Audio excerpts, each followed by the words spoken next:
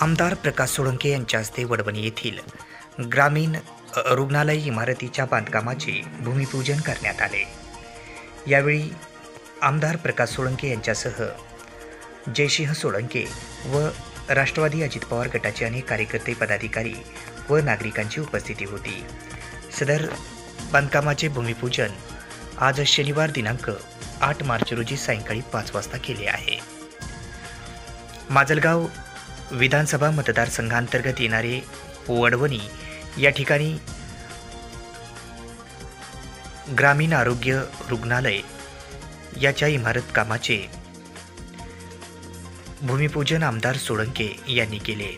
यावेळी त्या ठिकाणी युवा नेते जयसिंह सोळंके, नगराध्यक्ष शशीराव जगताप, उपनगराध्यक्ष बन्सी मुंडे व सर्व नगरसेवक, सभापती आणि पदाधिकारी मोठ्या संख्येने उपस्थित होते। तसेच राष्ट्रवादीचे अनेक कार्यकर्ते, पदाधिकारी उपस्थित होते। एकदंतं रात्रंबाजनं कुशिदारिणं अलंकाराद्याख्यं सुखसंपदा धनल्पं सरकार असलं नारळ येणार इथं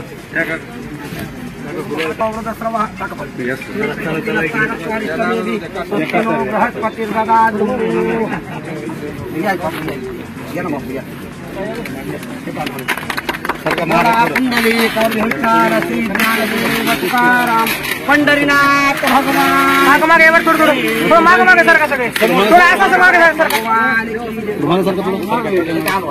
समोर बघा या मागे सारखं थोडं असं पाठीमागे सारखं सगळं पाठीमागे समोर बघा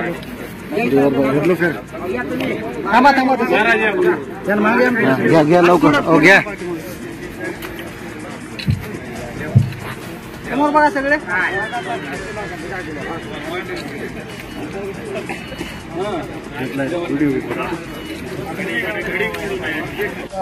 शुभारंभ यांचा शुभारंभ संपन्न झाला।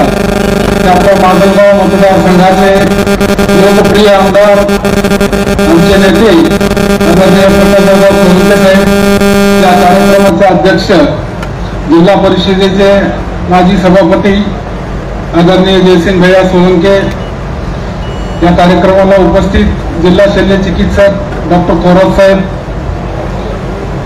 BNCचे अभियंता आदरणीय तोंडे साहेब, उपस्थित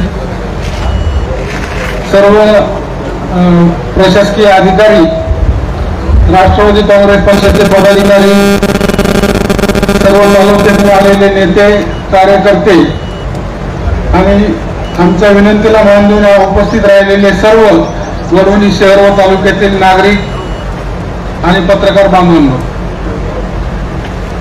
गेल्या दादाने 2014च्या काळातच ग्रामीण रुग्णालयाला मंजुरी दिली, परंतु गेल्या 10-11 वर्षापासून या ग्रामीण रुग्णालयाच्या जागेचा थोडासा वाद होता, थोडी अडचण होती। दादा शहरामध्ये अशी परिस्थिती की स्क्वेअर फूटचा जो भाव आहे तो बीड जिल्ह्यात कुठंच जागेचा भाव नाही, एवढा वडवणीमध्ये जागेचा भाव आहे। आणि अशाही परिस्थितीमध्ये या आपल्या प्राथमिक आरोग्य केंद्रासाठी आमच्या वडवणीतील चाटे कंपनीने ती जागा 3 एकर जागा दान दिली। त्यांचं खरं तर आपण सगळ्यांच्या वतीने आपण आभार मानले पाहिजेत, परंतु गंपू काका सरपंच होते त्या काळात आणि गंपू काकाच्या काळातच त्यांनी जागा दान दिली होती, परंतु डॉक्टर साहेब त्यांनी जागा दान देताना त्यांची फक्त एक माफक अपेक्षा होती की या रुग्णालयाला त्यांची जे वडीलधारी मंडळी त्यांचं नाव देण्यात यावं। तर माझी आपणास आणि दादांना विनंती राहील, ज्यावेळेस ग्रामीण रुग्णालय होईल त्यावेळेस त्यांनी ज्या उद्देशाने जागा दान दिली होती तर कुठेतरी त्या दवाखान्याला त्यांचं नाव देण्याचा आपण प्रशासकीय पातळीवरती प्रयत्न करावा, म्हणजे जेणेकरून त्यांनाही आपला आनंद होईल की आपण जागा दिली, त्याचं कुठंतरी फलित आपल्याला भेटतंय, एक नाव आपलं राहतंय।